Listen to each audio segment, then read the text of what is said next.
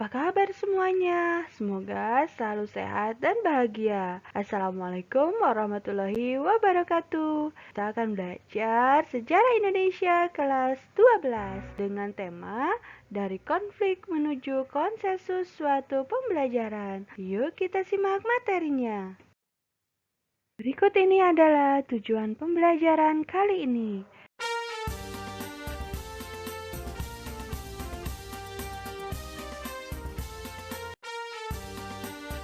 Berikut adalah pokok bahasan yang akan kita bahas pada pertemuan kali ini. Yang pertama, kesadaran terhadap pentingnya integrasi bangsa. Yang kedua adalah teladan para tokoh persatuan pahlawan nasional dari Papua. Dan yang ketiga, para raja yang berkorban untuk bangsa. Dan yang keempat, itu yang mewujudkan integrasi melalui seni dan sastra.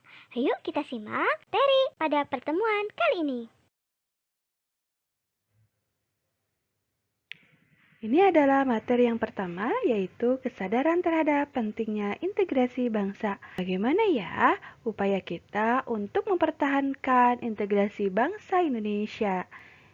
Pentingnya menjaga persatuan dalam kemajemukan, memiliki nilai strategis demi keutuhan bangsa, mempersiapkan generasi penerus agar mampu bersaing pada era globalisasi, mewujudkan cita-cita dan tujuan nasional, memajukan negara, dan menciptakan kerukunan. Anak-anak, ini adalah tanggung jawab bersama sebagai warga negara Indonesia untuk selalu menjaga integrasi bangsa Indonesia agar terus bersatu menjadi sebuah bangsa yang hebat. Materi berikutnya adalah teladan tokoh nasional, yaitu pahlawan nasional dari Papua. Nah, anak-anak, ada 3 pahlawan nasional dari Papua yang sangat hebat-hebat. Pertama adalah ini loh, siapa coba? Ya, betul. Beliau adalah Frans Kaisepo. Nah, perannya sangat hebat sekali. Pertama adalah menggagas Partai Indonesia Merdeka (PIM) pada tahun 1946. Frans Kaisepo ini mengganti nama Papua dan Nederlands Nieuwe Dunia menjadi Irian atau Ikut Republik Indonesia Anti Nederlands. Dan juga beliau merancang perlawanan rakyat Biak. Pahlawan nasional dari Papua yang kedua adalah ini. Apa coba? Ah, betul. Beliau adalah Silas Papare. Perannya adalah membentuk Komite Indonesia Merdeka (KIM) pada tahun 1945, membentuk Partai Kemerdekaan Irian Indonesia (PKII), mendirikan Badan Perjuangan Irian di Yogyakarta pada 1949. Nah, ini 2 orang ya. Yang terakhir, kira-kira siapa ya? Iya, betul. Beliau adalah Martin Inde, merencanakan perlawanan melalui Partai Indonesia Merdeka (PIM) bersama Frans Kaisepo. Juga, beliau memimpin aksi protes yang didukung delegasi 12 kepala suku. Mereka hebat-hebat ya anak-anak. Semoga kalian dapat meneladani tokoh dari Papua ini. Teladan tokoh berikutnya adalah para raja yang berkorban untuk bangsa Indonesia. Nah, raja yang pertama ini ya anak-anak, kira-kira beliau siapa ya? Nah, beliau adalah Sultan Hamengkubuwono IX. Perannya adalah yang menyatakan Kesultanan Yogyakarta bagian dari Republik Indonesia pada tahun 1945. Beliau memberikan jaminan keamanan penyelenggaraan pemerintahan Indonesia selama masa revolusi kemerdekaan. Perannya sangat hebat ya bagi bangsa Indonesia. Berikutnya adalah ini dia. Siapa anak-anak? Ya, betul. Beliau adalah Sultan Syarif Qasim II. Perannya yang pertama adalah menyatakan dukungan dan kesetiaannya terhadap Indonesia, menyumbangkan uang sebanyak 13 juta gulden loh untuk perjuangan rakyat Indonesia. Itu banyak sekali anak-anak, kalau dirupiahkan kira-kira sekarang berapa ratus triliun ya. Berikutnya mengajak raja-raja di Sumatera Timur untuk memihak Republik Indonesia. Ya, raja ini hebat sekali ya. Udah hebat, mereka juga dermawan. Anak-anak, jangan lupa ya meneladani tokoh-tokoh ini ya. Berikutnya adalah pejuang perempuan. Siapa ya tokohnya? Nah, beliau adalah betul, Opu Dayeng Risaju. Beliau bergabung dengan Partai Serikat Islam Indonesia (PSII). Dan beliau juga menjadi ketua PSI Palopo pada 1930. Beliau aktif loh berjuang melawan kolonialisme Belanda, dan beliau juga turut terlibat pertempuran dengan Belanda pada masa awal kemerdekaan Indonesia. Beliau walaupun perempuan, tapi beliau sangat luar biasa. Hebat sekali, mempunyai keberanian yang luar biasa. Nah, anak-anak, kalian patut mencontoh dan menteladani Opu Daeng Risaju ini.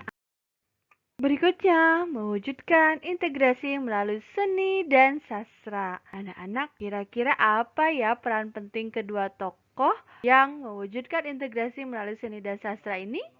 Ini dia anak-anak tokohnya. Nah, kira-kira kalian tahu nggak? Ya betul. Tokoh yang pertama adalah Ismail Marzuki. Menciptakan lagu-lagu bernuansa perjuangan. Nah, lagu-lagu Ismail Marzuki ini mampu menggugah semangat juang dan jiwa nasionalisme bangsa Indonesia loh. Pasti kalian pernah menyanyikan lagunya. Yo, siapa yang belum pernah? Pasti semuanya pernah ya. Kalian pasti sudah hafal lagu-lagu karya Ismail Marzuki. Berikutnya adalah Muhammad Yamin. Berjuang melalui pemikiran politik dan karya sastra. Beliau juga menyumbangkan konsep Pancasila dan Undang-Undang Dasar 1945. Kita cari tahu keempat tokoh pejuang pemberontakan. Siapa dia? Nah, ini yang pertama. Beliau adalah siapa yo yang tahu? Ya, beliau adalah Aha Nasution. Nah, beliau ini memimpin divisi Siliwangi. Beliau menjadi Kepala Staf Angkatan Darat, KSAD, dan Menteri Keamanan Nasional. Luar biasa ya. Dan yang kedua, ini siapa ya? Ya, betul. Beliau adalah Ahmad Yani. Perannya adalah menumpas pemberontak DI, TII, dan PRRI. Beliau juga jadi salah satu korban peristiwa G30 SPKI. Nah, yang ketiga siapa ya? Yang ketiga adalah MT Haryono. Beliau ini menolak rencana PKI membentuk Angkatan Kelima. Dan karena itu, beliau menjadi korban dalam peristiwa G30 SPKI tahun 1965. Dan yang terakhir adalah Slamet Riyadi. Beliau menjadi kepala komando setiap peristiwa perlawanan di Surakarta. Beliau juga terlibat dalam penumpasan DI-TII Jawa Barat dan RMS. Nah, mereka adalah orang-orang yang begitu punya rasa juang yang sangat tinggi untuk bangsa dan negara. Kita juga sebagai generasi penerus bangsa harus memiliki daya juang yang hebat, yang tangguh seperti para pejuang pendahulu kita. Ini dia anak-anak, beliau adalah Muhammad Hatta. Beliau itu memperjuangkan nasionalisme Indonesia sejak masa pergerakan nasional loh. Dan beliau ini pemikirannya menjadi pijakan utama dalam integrasi nasional.